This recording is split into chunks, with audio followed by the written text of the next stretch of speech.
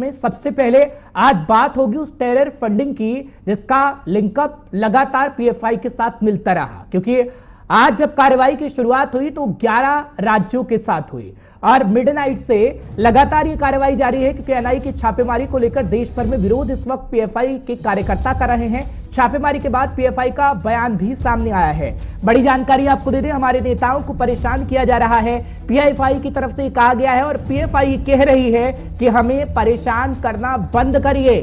दरअसल पीएफआई कार्यकर्ता इस वक्त विरोध कर रहे हैं क्योंकि एनआईए की छापेमारी देश के 11 राज्यों में हो रही है। आपको याद होगा कि किस तरीके से उत्तर प्रदेश हो, राष्ट्रीय राजधानी दिल्ली हो या फिर दक्षिण का कोई भी क्षेत्र, जब भी वहां पर हलचल होती है, दंगे होते हैं, तो उसमें पीएफआई का लिंकअप आ जाता है। और टेरर फंडिंग केस में अब पीएफआई पर किस तरीके से छापेमार कार्रवाई हो रही है वो आपके सामने है। Go back NIA, go back ED, इस वक्त आप सुन पा रहे होंगे ये पीएफआई के कार्यकर्ता हैं जो लगातार प्रदर्शन कर रहे हैं अलग अलग राज्यों के अंदर और कह रहे हैं कि हमारे नेताओं को परेशान किया जा रहा है।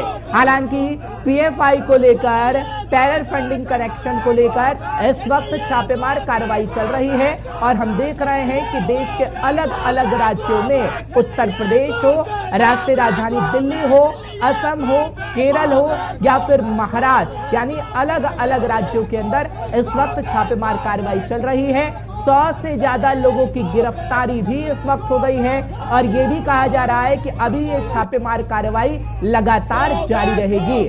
आज जब ये प्रोग्राम हम आपके सामने लेकर आए हैं तो 11 राज्यों से हमारे साथ रिपोर्टर्स जुड़ेंगे और आपको बताएंगे कि कैसी हलचल पीएफआई को लेकर इस वक्त हो रही है, क्योंकि पीएफआई के कार्यकर्ता इस वक्त गिरफ्तारियां दे रहे हैं और आप सुन पा रहे होंगे कि किस तरीके से वो गो बैक एनआईए और गो बैक ईडी कह रहे हैं। फिलहाल देश में टेरर फंडिंग और कैंप चलाने के मामले में पीएफआई यानी पॉपुलर फ्रंट ऑफ इंडिया के खिलाफ आज बड़ा एक्शन देखने को मिला है।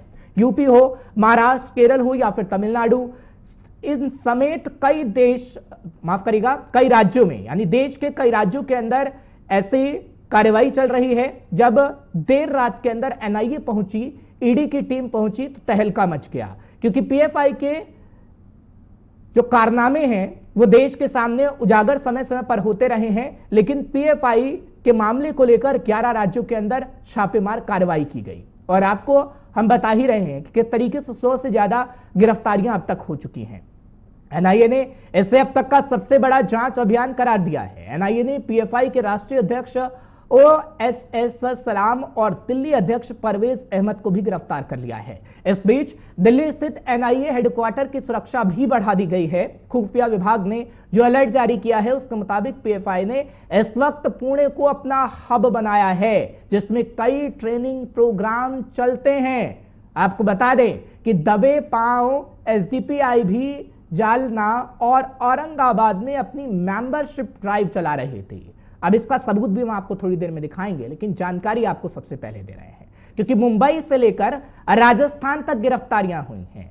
आईईए एक बार आपको विस्तार से समझा देते हैं, क्योंकि ये जो छापेमार कार्रवाई हो रही है उसके बारे में आपको समझाना बेहद जरूरी है कि आखिरकार पीएफआई है क्या, संगठन काम किस तरीके से करता है और संगठन किस तरीके से चलता है और संगठन को लेकर आखिर क्यों हम सवाल खड़े कर रहे हैं। और इस वक्त मुद्दा जब हम आपके सामने लेकर आए हैं पीएफआई का, तो पूरी बात आपको समझाएंगे, लेकिन कुछ ग्राफिक्स हमने तैयार किए हैं, उसके माध्यम से आपको कुछ अहम जानकारियां इस खास कार्यक्रम में दे देते हैं। वो ग्राफिक्स दरअसल दिखाइएगा, क्योंकि पीएफआई का कनेक्शन लगातार सामने आया। खरगोन की बात हो या फिर बात करें हम कैराना की या राष्ट्रीय राजधानी दिल्ली के दंगों की, लेकिन इन राज्यों के अंदर छापेमार कार्रवाई चल रही है। दिल्ली, उत्तर प्रदेश, राजस्थान, एमपी, महाराष्ट्र, कर्नाटक, केरल, तमिलनाडु, पुडुचेरी